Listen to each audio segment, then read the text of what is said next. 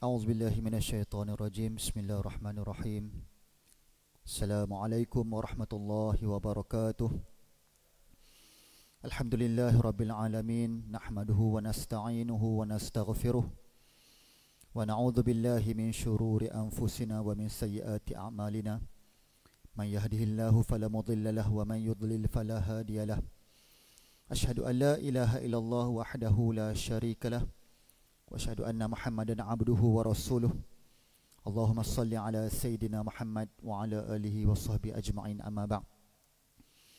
Alhamdulillah, bersyukur kita kepada Allah Subhanahu wa taala dengan limpah kurnia dan nikmat kesihatan dan masa lapang yang diberikan kepada kita.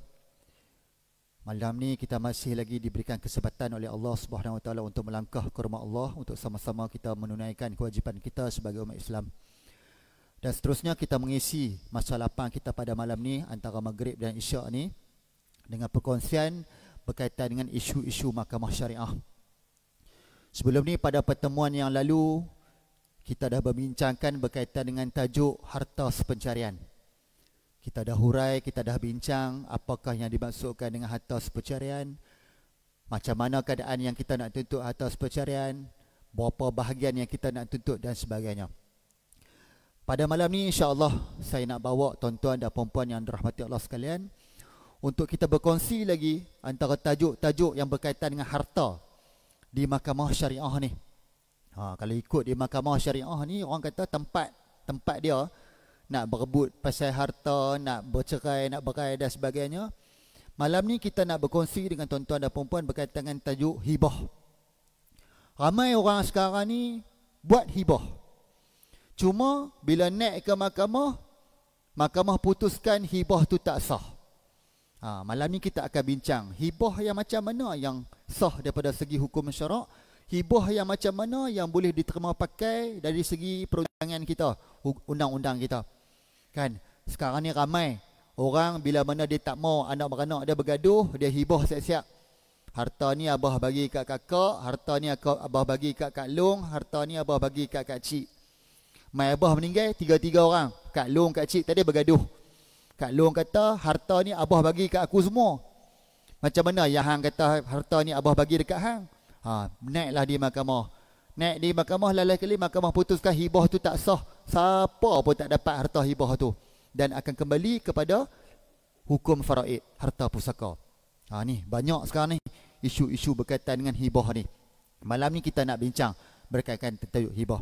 Okey, pertama kita nak bincang apakah yang dimaksudkan dengan hibah. Hibah ni seperti mana yang kita tahu daripada segi maksud bahasa dia, pemberian.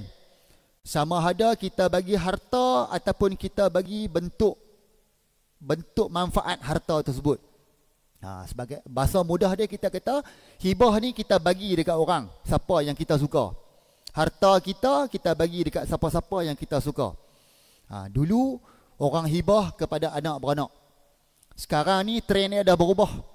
Tak mau bagi dekat anak beranak, dia hibah terus dekat orang luar. Dia hibah dekat kawan rapat dia hibah dekat macam-macam. Sebab apa dia kata?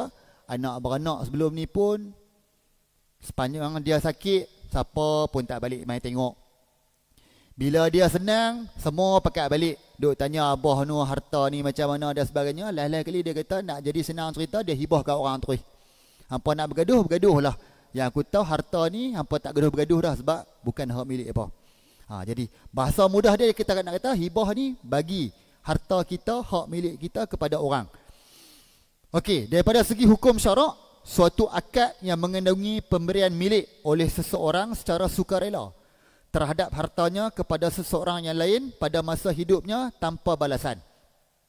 Daripada segi hukum syarak, dia nak abang kata hibah ni adalah akad. Akad ni bahasa mudah dia kita nak kata bila mana akad ni dia mesti akan ada ijab dan qabul dia. Abah bagi kat Kak Long pun kata okey, Kak Long terima. Tu daripada segi hukum syarak dia. Hak ni yang orang tak faham. Hak banyak orang dah buat hak segi bahasa tadi. Dia hibah saja, tak ada pun. Sedangkan ada ketikanya orang yang dia hibah tu pun tak tahu, kata pak dia hibah dekat dia. Jadi maksud kata daripada segi hukum syarak tadi, satu akad seseorang yang dia nak bagi hibah ni kepada seseorang yang lain tanpa ada balasan. Dia tak boleh, dia nak abang kata ni abah bagi kat Kak Long dengan syarat Kak Long kena jaga abah sepanjang masa. Tak boleh, dia tak boleh minta balasan apa-apa dekat orang yang dia nak bagi hibah ni. Okey, itu adalah konsep daripada segi hukum syarak. Okey, kemudian orang tanya kita, Ustaz, kalau kata ikut asas dia, ada tak dalil-dalil Quran ataupun hadis-hadis Nabi yang berkaitan dengan hibah ni? Sudah pasti kita kata banyak hadis-hadis dan juga ayat-ayat Quran yang menceritakan berkaitan dengan hukum hibah ni. Daripada segi hukum, hibah ialah satu amalan yang sunat dan digalakkan dalam Islam, terutama sekali kepada kaum keluarga terdekat. Ni, sunat kita hibah kepada kaum keluarga terdekat. Berdasarkan ayat Quran, A'udzubillahi minasyaitonirrajim, wa atun nisa asadaqatihinna nihlah fa in tibna lakum an syai'in minhu nafsan fakuluhu hani'an mari'a. Maksudnya, kemudian jika mereka dengan suka hatinya memberikan kepada kamu sebahagian dari mas kawinnya, maka makanlah ataupun maka gunakanlah pemberian yang halal tersebut sebagai nikmat yang lazat lagi baik kesudahannya. Surah An-Nisa ayat 4. Yang kita pegang harus untuk kita melakukan hibah kepada siapa-siapa saja, tapi sunat kepada kaum keluarga yang terdekat. Baik, kemudian orang tanya kita, Ustaz, bila mana kita cerita pasal hibah ni, sudah pasti dia akan ada rukun-rukun yang berkaitan dengan hibah. Hibah dia ada 4 rukun yang utama. Ni kita nak kena faham 4 rukun ni. Kebanyakannya orang dia tak mau ikut. Dia bila pi ke mahkamah, bila mahkamah siasat, rupa-rupanya rukun ni tak lengkap. Bila malam rukun ni tak lengkap, sudah pasti hibah dia tu tak sah.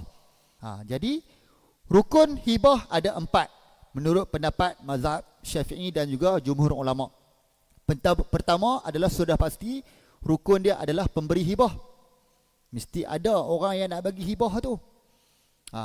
Kalau kata orang yang nak bagi hibah ni tak ada, macam mana hibah tu nak berlaku? Jadi pemberi hibah ni sudah pasti dia ni adalah seorang yang sempurna akal, baligh dan matang. Kalau kata budak umur 9 tahun, baligh budak lagi, tiba-tiba dia mai kat kita, Pak Long, saya ada rumah sebiji, dulu arwah ayah yang saya bagi, saya nak bagi dekat Pak Long, saya nak hibah kat Pak Long. Maka hibah tu tak sah. Sebab apa? Pemberi hibah ni masih lagi belum mencapai umur baligh. Ataupun orang gila, dia ada harta banyak, cuma dia gila. Tiba-tiba pada satu hari dia nak hibahkan harta dia dekat kita, maka hibah tu tak akan sah. Sebab pemberi hibah ni dia bukan orang yang berkeahlian.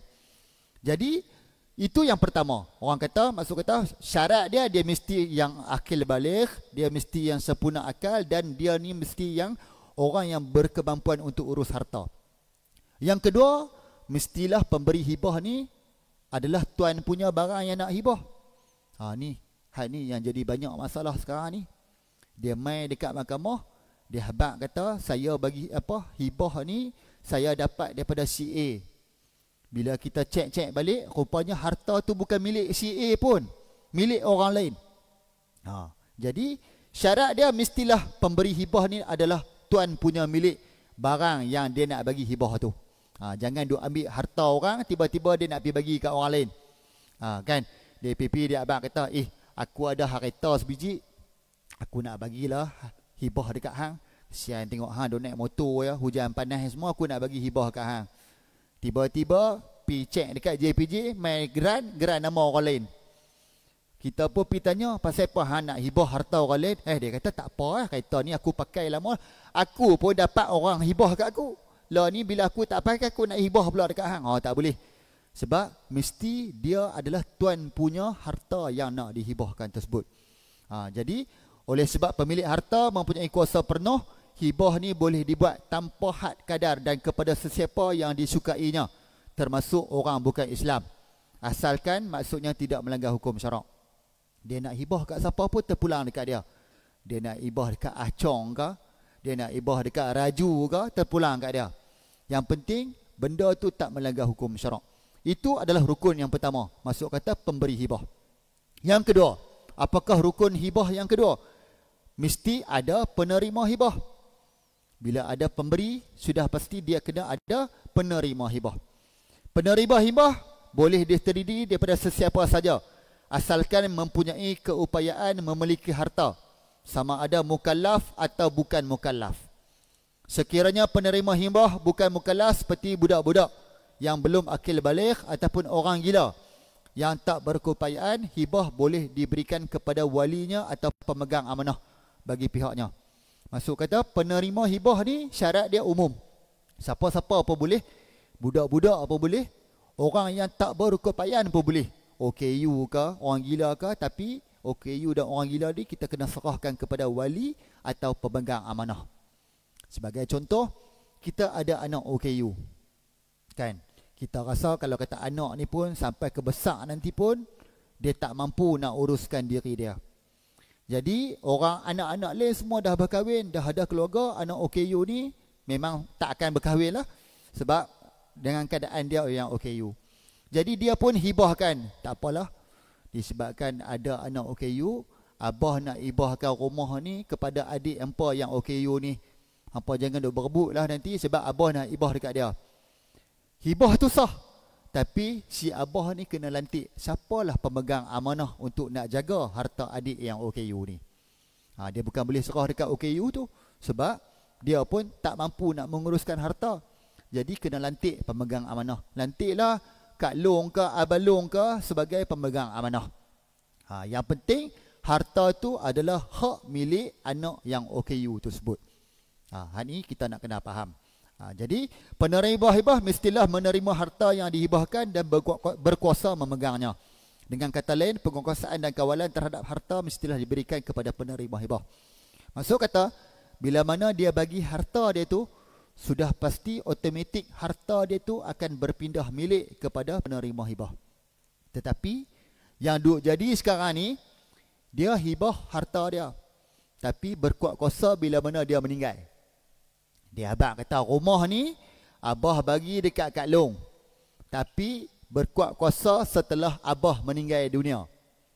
Tu dia menetapkan tempoh waktu. Sebab apa? Mungkinlah dalam tempoh tu dia nak duduk dengan isteri rumah tu saja yang dia ada dan sebagainya, pun boleh diterima. Yang penting kita kata berlakunya. Orang kata ijab dan qabul tu lah. Lagi kita akan bincang rukun yang ketiga, rukun yang keempat. Jadi rukun yang kedua, penerima hibah. Umum, siapa-siapa pun boleh terima hibah. Orang Islam, budak-budak, OKU dan sebagainya. Yang ketiga, rukun yang ketiga sudah pasti barang dan harta yang dihibahkan. Bila mana dia nak hibah, mesti ada barang dia. Barang atau harta yang hendak dihibahkan perlu memenuhi syarat-syarat berikut. Pertama, ia adalah barang atau harta yang halal. Tak boleh dia ni kaki minum arak, tiba-tiba elok dia nak meninggal, dia abang kata, arak banyak lagi ni kat rumah, aku hibah dekat hang. Tak boleh. Sebab barang tu barang yang tak halal. Ataupun barang-barang yang berkaitan dengan adalah sumber-sumber yang tak halal tadi. Yang kedua, sejenis barang atau harta yang mempunyai nilai di sisi syarak. Kan? Selalunya bab ni tak timbul isu. Orang akan hibah rumah, tanah, barang kemas dan sebagainya. Kan? Ada juga orang hibah duit ringgit, ada orang hibah barang-barang jenis kereta dan sebagainya. Yang penting mempunyai nilai di sisi hukum syarak. Yang ketiga syarat dia, barang atau harta itu milik pemberi hibah. Kita dah bincang tadi. Mesti milik orang yang nak bagi itu. Tak boleh milik orang lain. Yang keempat, barang tu boleh diserah milik. Maksud kata boleh kita bagi kat dia. Kalau kata kita duit, kita boleh transfer dekat dia. Kalau kata jenis rumah, kita boleh bagi geran dekat dia.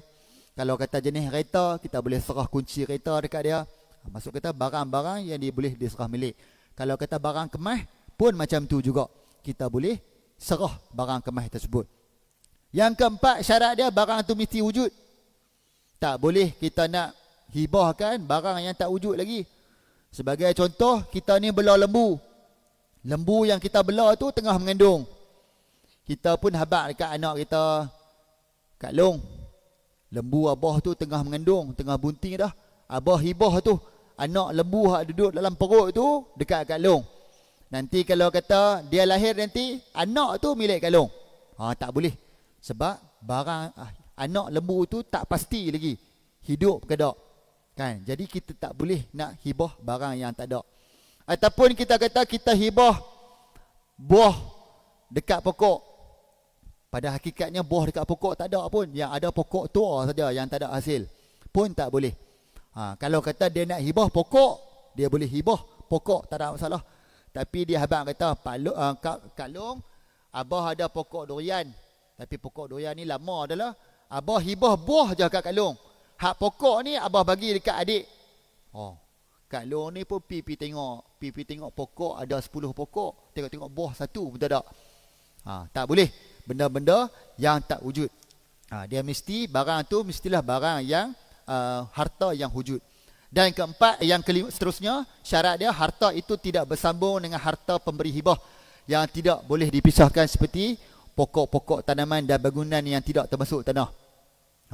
Dia bagi bangun rumah saja. Dia kata rumah hak Kak Long. Tanah hak buat rumah tu hak orang lain, tak boleh. Sebab apa? Sagi dia akan berlaku pergaduhan dan sebagainya. Tapi kalau kata dia ayah ni kata ayah hibah dekat Kak Long ni tanah. Jadi apa yang terkandung atas tanah tu semua milik Kak Long. Dia tak boleh nak pisahkan. Hak pokok ni orang lain punya, tanah orang lain punya, rumah orang lain punya, tanah orang lain pula. Dia kena bagi sekali rumah dengan pokok, rumah dengan tanah, pokok dengan tanah sekaligus. Jadi tak boleh dia nak pisahkan harta tersebut. Itu adalah syarat-syarat kepada harta yang hendak dihibahkan. Itu rukun ketiga. Dan seterusnya rukun yang keempat, mesti ada sirah ijab dan qabul.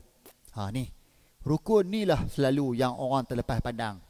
Sebab apa dia kata hibah ni saya boleh bagi ikut suka ustaz. Betul, kita kata bagi ikut suka. Tapi macam mana kita nak pastikan hibah tu memenuhi rukun-rukun yang telah ditetapkan oleh hukum syarak? Sebab apa? Antara rukun dia mesti ada ijab dan qabul. Ijab dan qabul ni macam mana? Macam kita akad nikah. Aku nikah, aku terima. Sama juga macam hibah ni, abah bagi, mak bagi, Kak Long kena terima. Bahasa mudah dia kita nak abang kata, bila mana kita nak hibah harta ni, mesti orang yang terima hibah tu dia tahu kata kita nak bagi harta dekat dia. Tu ijab dan qabul. Ni kita nak kena pastikan rukun ni kena ikut. Sebab kebanyakannya kes di mahkamah, pi di mahkamah, dia pi habaq dekat mahkamah, Tuan Hakim, pak saya sebelum dia meninggal dunia dia ada hibah dekat saya. Hakim tanya dia hibah apa? Dia hibah rumah. Waktu pak hibah tu cik ada tak? Saya tak ada waktu tu. Lepas tu macam mana yang cik tahu kata abah ini hibah? Saya tahu pun daripada orang jiran. Jiran ni kebetulan waktu abah hibah tu jiran ni ada. Jadi maksud kata kat situ ijab qabul tu tak berlaku. Sebab dia sendiri pun tak ada di tempat tu. Dia sendiri pun tak buat akad terima harta yang dihibahkan oleh si ayah dia. Ni. Sebab tu kita kata kebanyakannya orang dia nak hibah dengan dia kata tak payah bagi tahu lah ustaz. Biarlah kalau kata dia nak tahu pun setelah dia meninggal dunia. Betul kita kata setelah dia meninggal dunia. Tapi secara asasnya rukun hibah ni tak sempurna. Sebab tak ada ijab dan qabul dia. Sebab tu kita kata bahasa mudah, kita nak hibah, kita kena cerita dekat orang hibah tu. Kita kena panggil dia, biar kita kata ada abah bagi, kita terima. Anak tu terima. Barulah lengkap rukun-rukun hibah yang 4 tadi. Kalau kata kita cakap kat kawan kita, aku rumah ni aku nak bagi dekat anak aku yang sulung. Nanti kalau aku meninggal, hang abang kat dia. Kata rumah ni aku hibah dekat dia. Kan? Elok-elok abah ni meninggal, hak kawan tadi pun pi panggil anak dia. Ni. Pak Long kata ni, duk minum-minum kopi dengan abah hang. Abah hang ada cakap kat Pak Long, rumah ni, rumah abah hang ni, abah hibah dekat hang. Anak pun dengar, betul ke Pak Long? Alhamdulillah.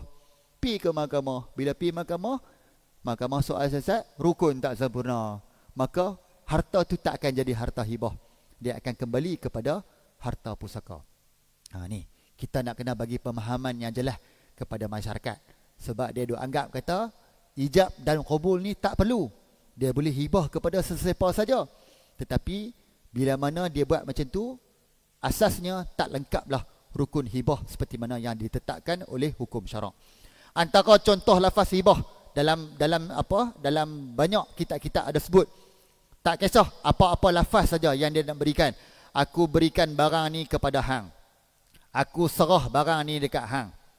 Tapi jangan menggunakan ayat-ayat yang selain daripada hibah. Contoh, abah wasiat harta ni dekat hang. Tak boleh. Wasiat ni sebab dia akan terikat dengan hukum-hukum wasiat pula. Wasiat ni tak boleh dekat anak beranak. Wasiat ni tak boleh 1/3. Sebab tu kita nak kena bagi pemahaman yang jelas kepada masyarakat. Wasiat ni dia ada syarat dan rukun dia yang lain. Hibah ni dia ada syarat dan rukun dia yang lain. Kalau kata betul dia nak hibah, dia kena sebut kata aku serah, aku hibah, aku bagi.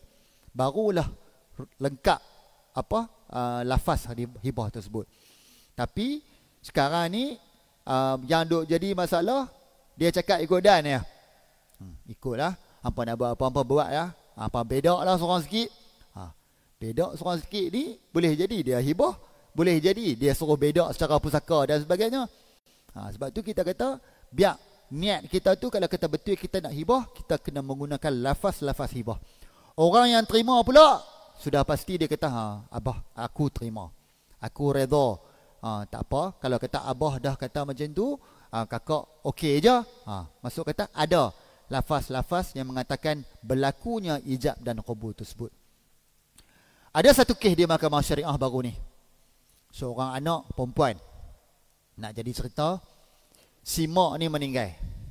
Mak ni meninggal dalam keadaan mak ni meninggalkan barang kemah lebih kurang ada 20 hutah.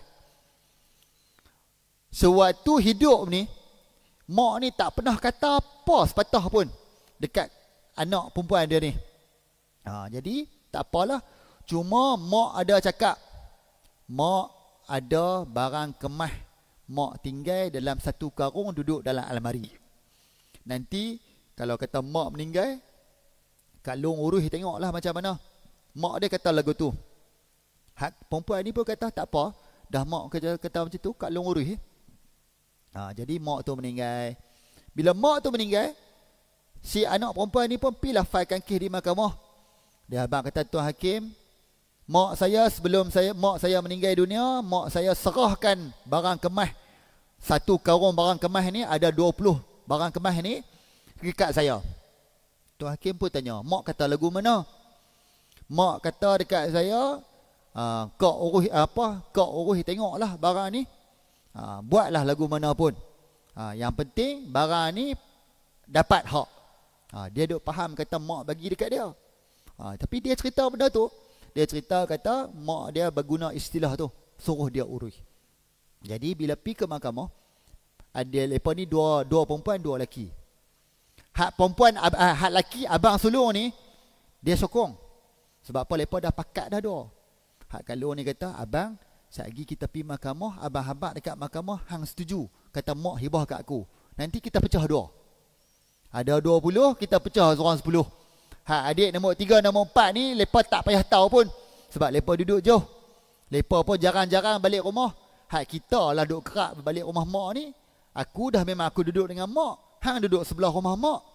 Kalau kata kita habak kata macam tu kat mahkamah pun, adik-adik ni takkan kata apa. Sebab lepas ni jarang balik rumah. Tak apalah. Adik yang ketiga, keempat mai ke mahkamah, kami tak tahu apa. Mak tak pernah cerita apa pun. Kata mak hibah barang ni dekat kau. Cuma mak ada cakap dekat adik Abozu, kata barang kemas ni kau urus. Itu saja. Naik di mahkamah, mahkamah tanya, betul ke mak kata macam tu? Jadi kau perempuan ni pun kata betul. Mak kata suruh saya urus. Jadi bila mak suruh saya urus ni, bagi kat saya uruslah macam mana pun. Saya nak jual ke, saya nak bedak ke, saya nak buat apa ke, saya urus. Tapi mahkamah memutuskan tak sah. Sebab tak ada istilah langsung yang mengatakan mak ni bagi hibah dekat dia. Tapi dia perang sampai ke sudah. Sampai dia menafikan hak ayah dia, sampai dia menafikan hak adik dia yang ketiga, keempat ni. Hanya semata-mata barang kemas itu saja. Ending dia, mahkamah putuskan semua kena pusaka. Last kali kita dengar cerita tak pusaka pun, dia pelari habis barang-barang kemas itu, dia pergi jual pakat dengan abang hak sulung tadi. Tu kita kata kena kenal pasti barang tu mesti ada lafaz hibah yang lengkap, kan? nak bagi ke, nak serah ke, mesti menunjukkan tujuan dia memang tujuan nak hibah. Okey, itu adalah 4 rukun dalam hibah. Kemudian ada satu lagi syarat yang ditetapkan oleh mazhab Syafi'i. Mazhab Syafi'i kata, bila mana kita ada 4 rukun tadi, pemberi hibah, penerima hibah, barang yang dihibah, dan juga akad ijab dan qabul.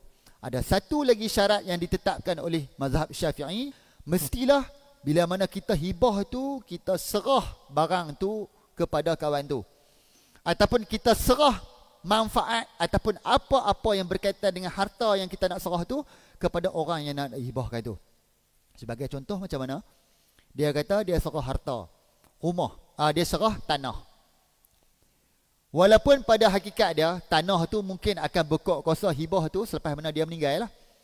Tetapi mesti ada bukti-bukti yang menunjukkan kata dia serah harta tu kepada orang yang nak terima hibah tu. Dia serahlah salinan geran ke, dia serahlah apa-apa yang berkaitan dengan harta tersebut kepada orang yang nak terima hibah tu. Ini syarat yang ditetapkan oleh mazhab Syafi'i. Dia mesti ada apa? Dalam istilah Arab dia dipanggil al-qabat. Qabat ni dia ada penyerahan harta ataupun manfaat tersebut. Tapi itulah sekarang ni isu dia banyak yang orang 4 rukun tadi sempurna. Dia pun panggil anak dia, ni balik Ustaz, abah ada urusan sikit dengan hang. Balik-balik anak pun balik. Okey, abah nak bagi harta ni, rumah tanah abah ni dekat hang. Anak pun kata tak apa, anak terima. Tanpa ada hitam putih apa. Geran apa pun tak bagi, apa pun tak bagi. Lain-lain kali, okey, abah meninggal. Bila mana abah ni meninggal, macam mana anak ni nak buktikan kata si ayah ni dah bagi harta tu dekat dia? Sebab tak ada apa-apa qabat ni. Geran tanah tak bagi, apa pun tak bagi. Dan ada kes yang kadang-kadang anak ni pun tak tahu tanah abah ni dekat mana. Dia nak kena pergi cek pula dekat pejabat tanah. Abah ni kata dia ada tanah satu kat Kuala Nerang. Aku pun tak pernah pergi. Dia pun tak pernah cerita dekat mana. Geran apa pun dia tak bagi kat aku. Luas mana pun aku tak tahu. Tanah apa pun aku tak tahu.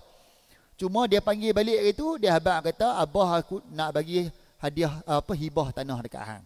Kita pun dengar-dengar kata tanah, tak tanya abah apa dah. Terima kasih lah abah. Oi. Kan? Terima, cek terima. Elok-elok abah meninggal, dia lupa. Dia pun lupa tanya tanah tu dekat mana dan sebagainya.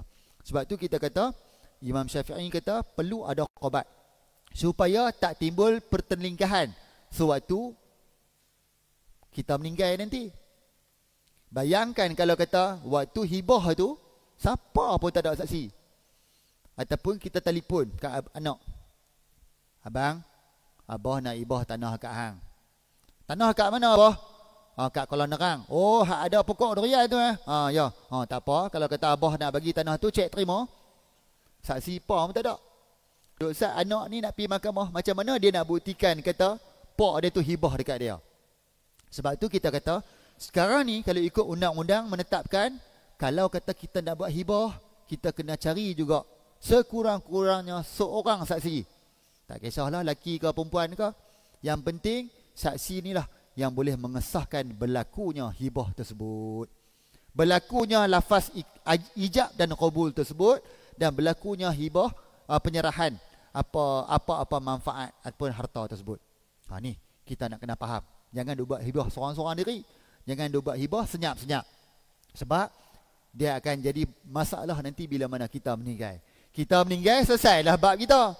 Kan? Cuma hak orang hak terima hibah tu, macam mana dia nak pastikan kata barang yang dihibahkan ni adalah hak milik dia.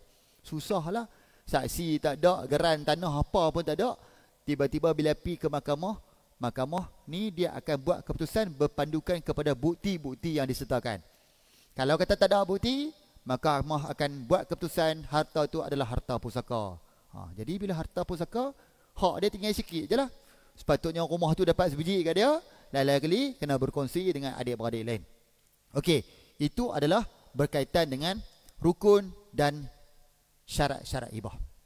Kemudian orang tanya kita, Ustaz, kalau kata kita bagi hibah ni, kita boleh tarik balik tak Ustaz? Ni, Persoalan yang selalu orang tanya kat kita. Kalau kata pak bagi dekat anak dia, tiba-tiba pak rasa tak sedar hati, pak tarik balik, boleh tak?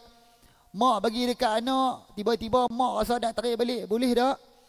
Kalau ikut asas dia, bila mana harta hibah yang diberikan kepada seseorang ni adalah hak milik penerima hibah secara mutlak. Kecuali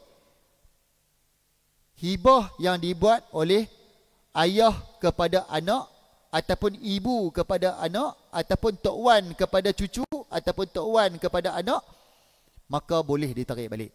Itu saja yang boleh ditarik balik. Kalau kata kita hibah kat isteri, hadut jadi sekarang ni hibah kat isteri, abang bagilah rumah ni dekat isteri. Perempuan duduk 2 tahun, lepas tu bergaduh, bercerai. Bila mana bercerai, dia pergi tuntut balik kat mahkamah, Tuan Hakim, saya nak tarik balik hibah yang saya bagi kat isteri tadi. Sebab apa? Hakim tanya. Sebab yalah, waktu saya hibah dulu ni, dia masih isteri saya.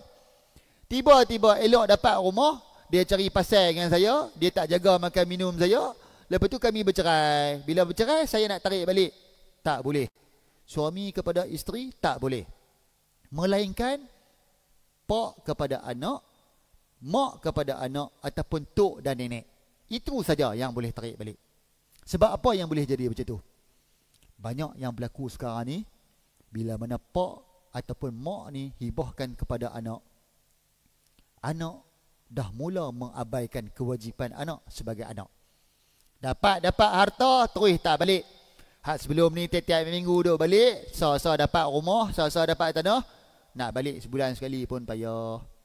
Ada kes yang halau mak dengan ayah ni keluar daripada rumah sebab dengan alasan kata rumah tu adalah rumah dia. Ni hakikat yang berlaku dalam masyarakat kita sekarang. Sebab tu kita kata hukum syarak dah faham dah. Sebab apa? Yang bolehnya tarik balik ni sebab itulah. Sebab anak ni boleh jadi tak semestinya dia akan baik dengan kita sampai akhir hayat kita.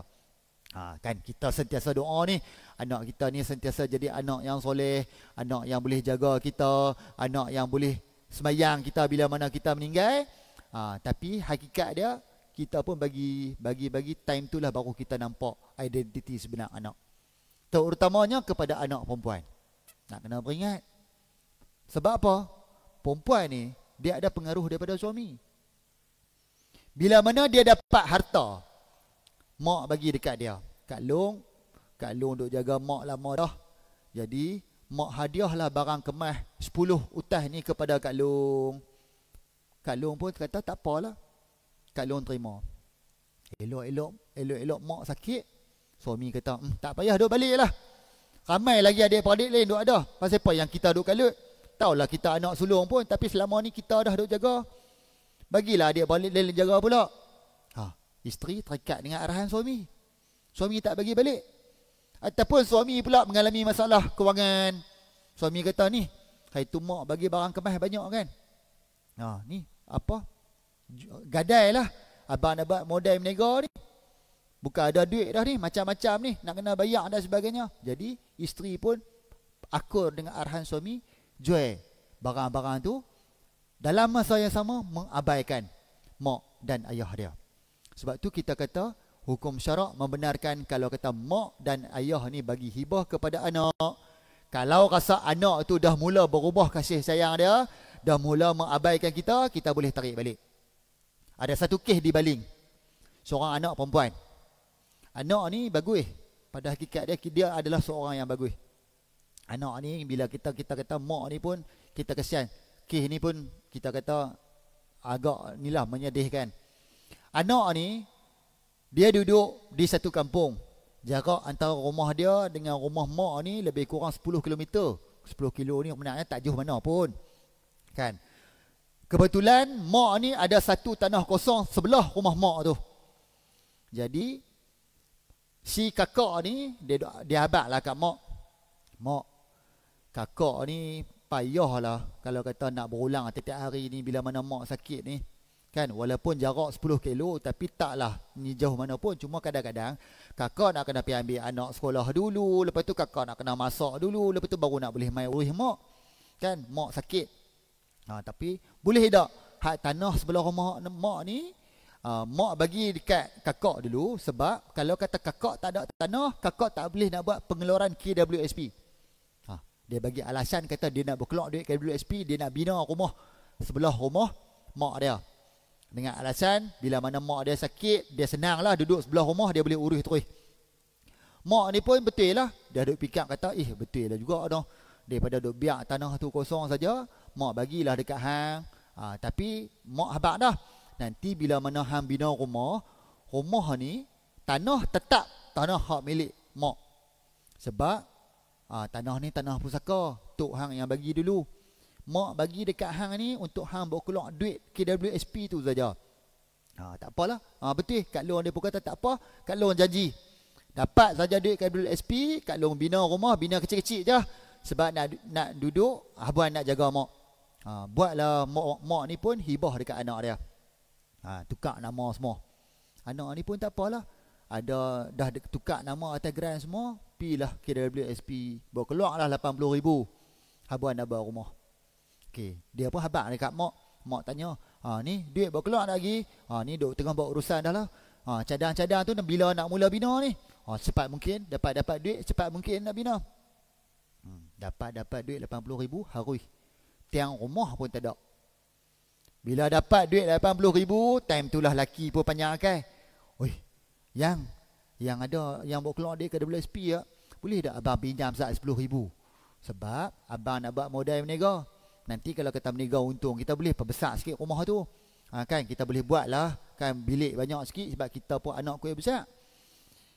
Hak isteri ni pun betul juga, sebab laki dia duk berniaga, bagi 10,000. Duk sat. Celah-celah tu ada pula orang main tutup hutang. Aku dengar hang berkeluar duit KWSP. Hang ingat tak kereta hang ada hutang dengan aku? Betul juga no. Berapa tahu aku hutang? Hutang lebih kurang jumlah sekian. Tak apa.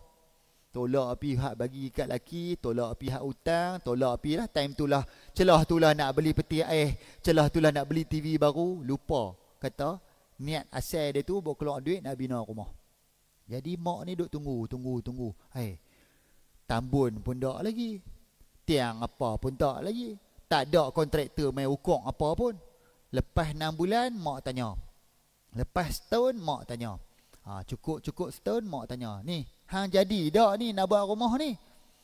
Sebab itu hang janji kata nak tanah tu mak bagi, sebab apa nak abang nak buat keluar duit. Dia pergi abang kat mak dia, mak tak jadi sebab duit 80,000 tadi habis dah.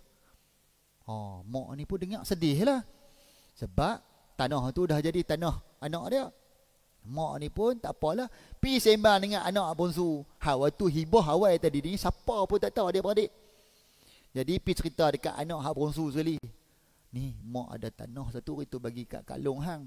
Hang pujuk sat Kak Long hang suruh bagi balik kat mak sebab dia tak jadi buat rumah.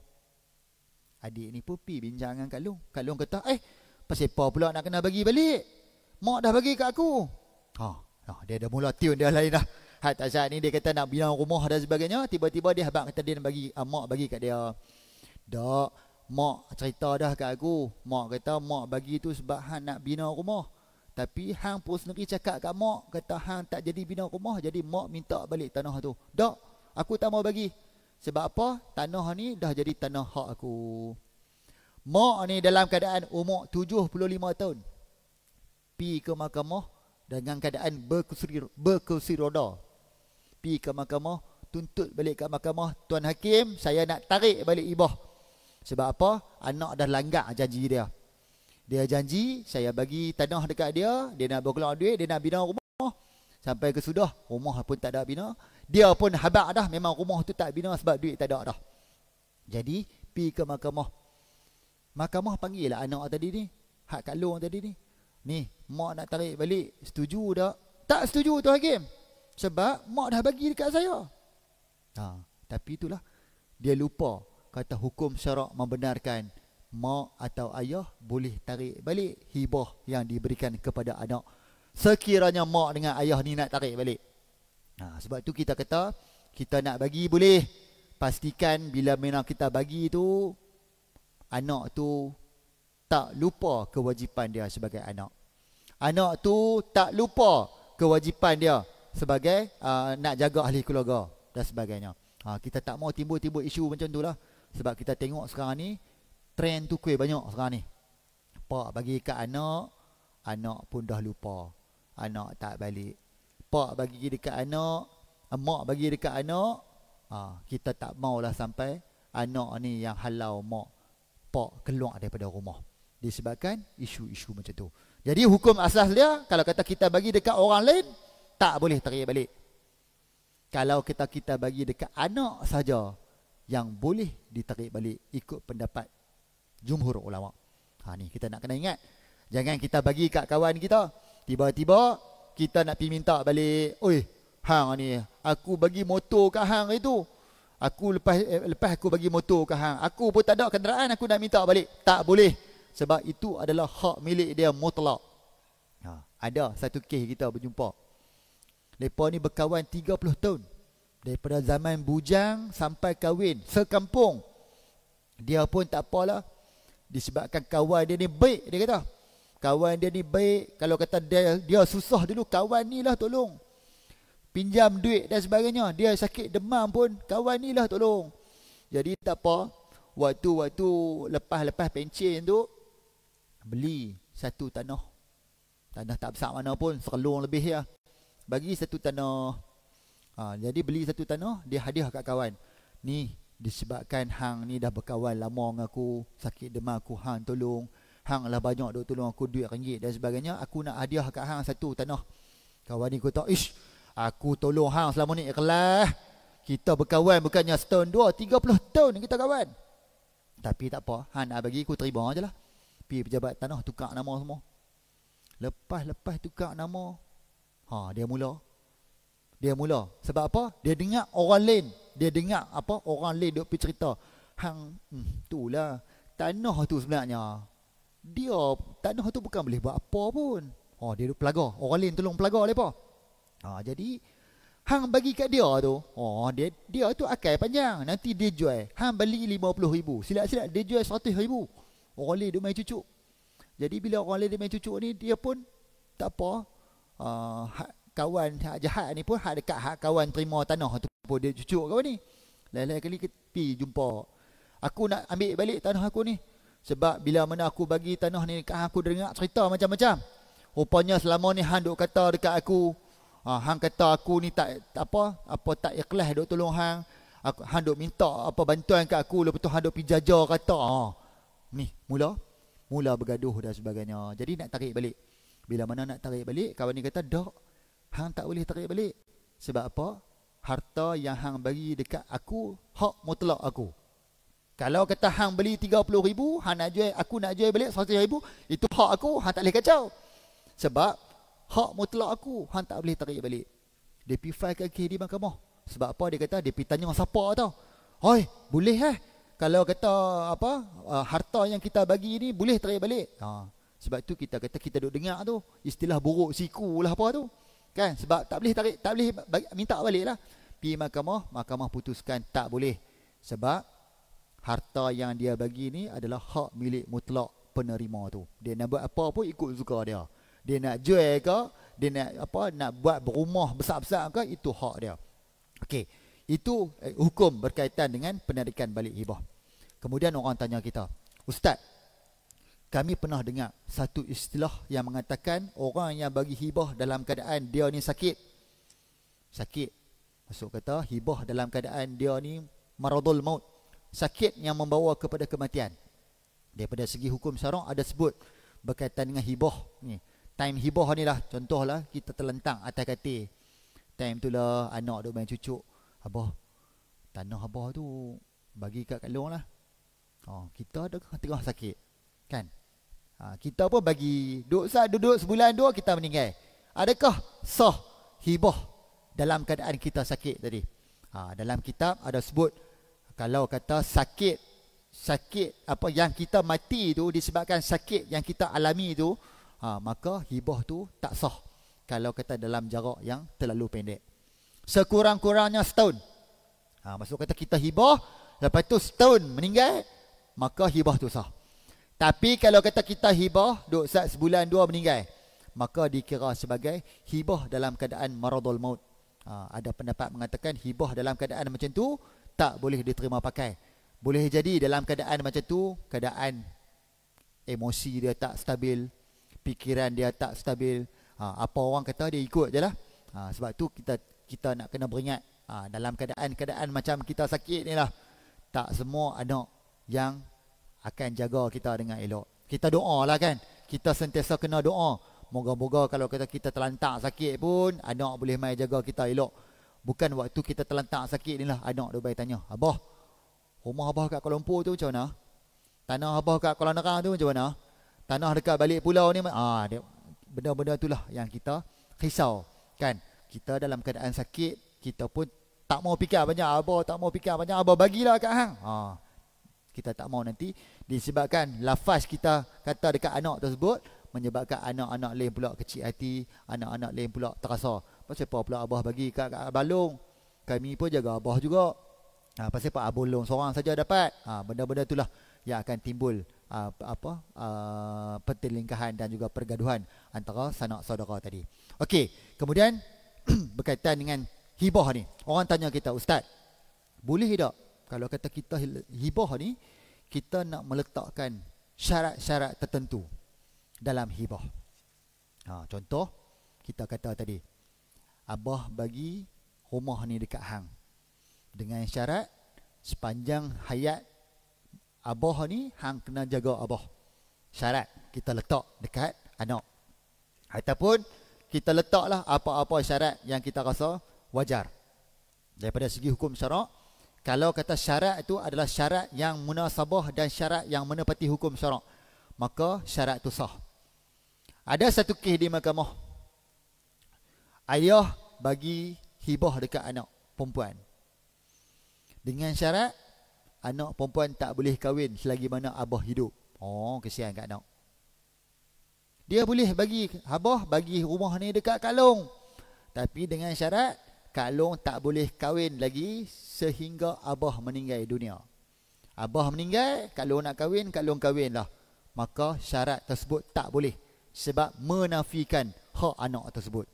Sebab tu kita kata, apa-apa syarat yang menafikan hak orang penerima hibah, maka syarat tu tak boleh diterima pakai. Tapi kalau kata letak syarat, abah anak kena jaga dan sebagainya, boleh, tak ada masalah. Kalau kata anak tak jaga, tarik balik. Sebab tu kita kata hukum boleh tarik balik, sebab kita boleh tengok keadaan anak tu macam mana. Sebab tu kita kata syarat mestilah syarat yang menepati apa-apa yang bertepatan dengan hukum syarak. Kalau kata syarat yang menafikan hak penerima hibah, maka syarat itu tak boleh diterima pakai. Okey, jadi secara asasnya mudah kita nak abang kata hibah dia ada rukun 4 yang kita bincangkan tadi. Jadi kalau kata kita nak buat hibah, secara asasnya carilah saksi yang boleh mengesahkan hibah tu berlaku. Sebab tu sekarang ni kalau kata kita tengok orang yang dia nak buat hibah, dia suka buat secara dokumentasi. Dia ada dokumen hibah dia. Pergi dekat pejabat lawyer, suruh lawyer buat dokumen hibah. Sekurang-kurangnya ada hitam putih yang mengatakan si penerima hibah ni siapa, harta yang nak dihibah tu siapa, macam mana keadaan dia dan sebagainya. Sebab tu kita kata hibah kalau kata tak mau buat dokumen boleh, tapi dengan syarat hibah tersebut dibuat di hadapan saksi.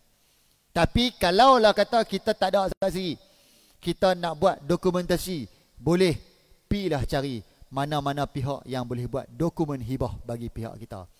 Simpan satu dekat kita, simpan dekat anak satu. Kalau kata kita meninggal dunia, anak bawa lah dokumen hibah tu pergi mahkamah. Abang kata, abah dulu sebelum ni hibah dekat saya, ni dokumen dia. Tanah sekian-sekian, lot dia berapa, keluasan dia berapa. Cerita bagi detail dalam dokumen hibah tersebut. Barulah tak ada apa-apa pertelingkahan. Kalau kata kita duk cerita mulut macam tu saja, kesian dekat anak. Kita meninggal, kita tak boleh nak buat apa dah. Anak pula dia nak dapatkan hak dia di mahkamah, tak boleh. Sebab tak ada bukti yang kukuh mengatakan hibah tu berlaku antara dia dan juga si ayah. Sebab tu kita kata hibah cukup rukun, cukup syarat, insya-Allah tak akan ditolak oleh pihak mahkamah.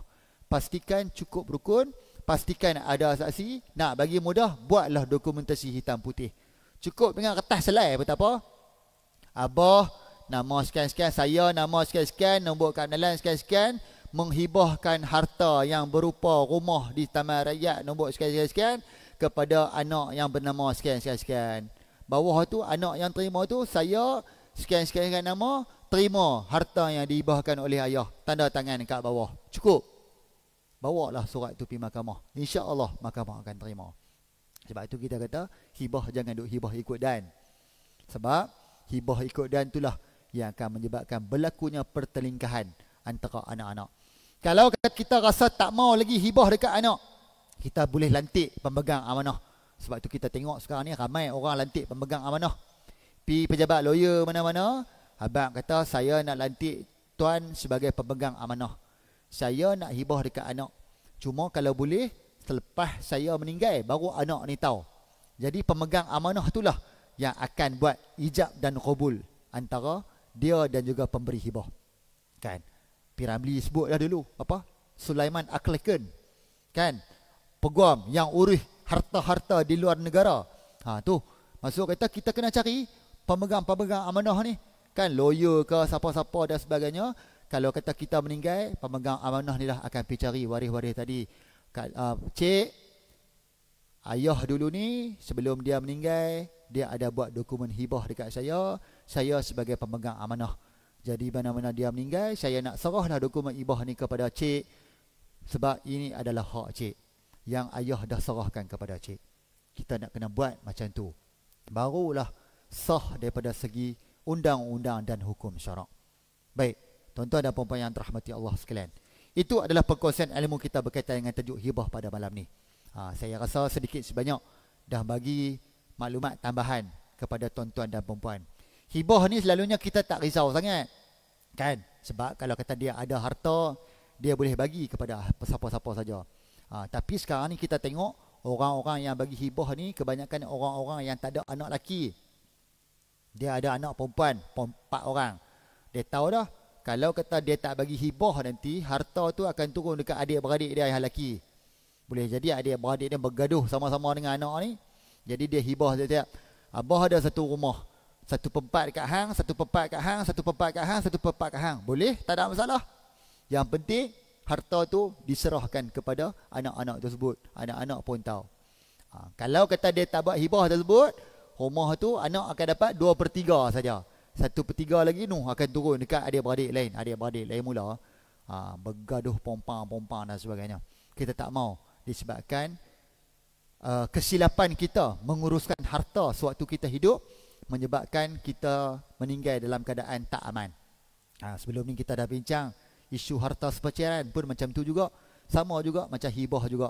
Kalau kata kita ikut proses dia yang betul, insya-Allah kita hukum syarak membenarkan kita nak hibah dekat siapa pun tak ada masalah. Siapa pun tak boleh petikai apa pasal hibah kita. Tapi orang akan petikai sekiranya orang sedar kata apa hibah tu tak memenuhi rukun dan juga apa syarat sah yang ditetapkan oleh hukum syarak. Baik, sebelum saya akhiri perkongsian ilmu kita pada malam ini, saya nak buka kokok ada tuan-tuan dan puan-puan ada nak tanya soalan berkaitan dengan hibah. Kokoklah ada pernah hibah dekat siapa-siapa, tiba-tiba mai malam ni baru teringat, oi ustaz, saya hari tu pasal macam ada hibah dekat orang, tapi bila ustaz cerita malam ni ada rukun saya tak buat, macam mana? Kokok ada soalan. Kalau kata tak ada soalan, saya yakin dan percaya tuan-tuan dan puan-puan dah faham berkaitan dengan hibah. Tugas saya, okey, ya. Boleh, ya. Ya. Boleh, silakan. 6 beradik. Baik. Okey. Okey. Okey. Selalunya hal ni yang selalu orang tanya kita. Ustaz, anak perempuan ada seorang saja. Kalau kata adik-beradik lain nak bagi sama kata, boleh tak? Kita kata boleh atas persetujuan semua adik-beradik. Cuma kita dah orang kata tak ikut seperti mana hukum syarak tetapkan dalam surah, dalam ayat Al-Quran. Dalam ayat Al-Quran jelas, pusaka orang lelaki 2 bahagian, orang perempuan 1 bahagian. Tak ada cerita kena bagi sama kata. Cuma kita kata nak bagi boleh kena dapatkan persetujuan semua adik-beradik tadi ni. Tapi kita tak ikut ayat Al-Quran yang saranan ayat Al-Quran untuk pembahagian secara 2/1 tu. Cuma kita kata nak bagi sama rata boleh, tak ada masalah. Bagi dulu 2/1, kemudian beda balik. Ni kita hari ni Kak Long dia lah jaga mak, dia jaga ayah. Cuma bila pusaka ni hampa pun faham, dia akan dapat 1 bahagian saja, kita akan dapat 2 bahagian sebab anak lelaki. Kalau kita nak bagi sama rata pun boleh, dengan syarat kita semua setuju. Tapi kita tak dapatlah pahala seperti mana yang dicadangkan oleh hukum syarak dalam surah, kan, dalam ayat Al-Quran berkaitan dengan faraid tu. Jadi kita cerita siap-siap, kita bagi dulu 2/1. Satgi ni abang nak kutip balik, kita nak bagi dekat Kak Long balik bahagian dia. Sekurang-kurangnya kita buat macam tu. Sekurang-kurangnya kita nak abang kata hak ayat Al-Quran tadi pun kita ikut, hak yang bahagi sama rata pun kita dapat. Kalau kata kita nak bagi sama rata pun terus pun tak ada masalah. Cuma ayat Al-Quran tadi kita tak ikut. Sebab ayat Al-Quran jelas 2/1. Dia tak ada cerita pun kalau kata semua setuju bagi sama rata. Tak. Tetap dia akan kata hak laki 2 bahagian, hak perempuan 1 bahagian. Boleh? Okey. Ada soalan lain? Tak ada. Alhamdulillah. Masuk kata tuan-tuan dan puan-puan faham elok berkaitan dengan hibah ni. Kalau kata kok ada segan nak tanya, kan, Satgi boleh tanya lepas sembahyang lagi. Ataupun kok lah nak telefon nak tanya kod telefon pun tak ada masalah. Sebab saya yakin dah percaya kadang-kadang ramai nak tanya, cuma segan. Kan, segan ataupun tak tahu. Saya ni jenis tak apa nak reti cakap, Ustaz, nak karang soalan tu tak pandai. Tapi kalau kata saya type, saya tahu. Boleh, silakan WhatsApp saya. Tanya, kita boleh jawab. InsyaAllah kita boleh bantu tuan-tuan dan puan-puan berkaitan dengan hibah ni. Yang penting kita nak abang kata pembagian hibah kita ni akan ikut dengan sempurna. Kalau kata kita meninggal pun kita boleh meninggal dengan aman mai. Tak ada orang bergaduh, adik-beradik tak bergaduh dan sebagainya. Anak beranak pun boleh urus harta tu dengan elok dan sebagainya. Kan? Itulah impian kita sebelum ni. Kan? Kalau kata kita sakit, anak-anak boleh jaga. Kalau kata kita meninggal, anak-anak boleh urus harta kita dengan elok. Tapi kalau kata time sakit pun anak-anak duk buat perangai, time kita meninggal nanti, wallahu a'lam, kita tak tahu nak jadi logo mana. Sebab itu kita nak kena beringat daripada awal. Kan? Kita nak kena beringat daripada awal. Bab harta ni yang akan menyebabkan semua orang akan bergaduh dan sebagainya. Baik, tuan-tuan dan puan-puan yang dirahmati Allah sekalian, saya rasa setakat ni dulu perjumpaan kita pada malam ni. Alhamdulillah, kita dah 2 slot. Pertama dulu kita cerita pasal harta juga. Pada malam ni kita cerita pasal harta juga. Saya yakin dan percaya sekurang-kurangnya kalau tak dapat banyak, tuan-tuan dan puan-puan dapat juga sedikit maklumat tambahan. Maklumat-maklumat ni mungkin jarang dihuraikan oleh ustaz-ustaz di luar sana, tapi sekurang-kurangnya boleh jadi panduan kepada tuan-tuan dan puan-puan semua sekiranya berhasrat nak buat hibah. Kita dah tahu dah rukun dia macam mana, syarat dia macam mana, boleh tarik balik tak, siapa yang boleh tarik balik, macam mana dan sebagainya. Kita dah tahu sedikit sebanyak berkaitan dengan perkara tersebut. Baik, saya akhiri dulu pertemuan kita pada bulan ni dengan wabillahi taufiq wal hidayah. Wassalamualaikum warahmatullahi wabarakatuh. Terima kasih banyak atas jemputan daripada pihak masjid untuk sama-sama kita berkongsi ilmu pada malam ni.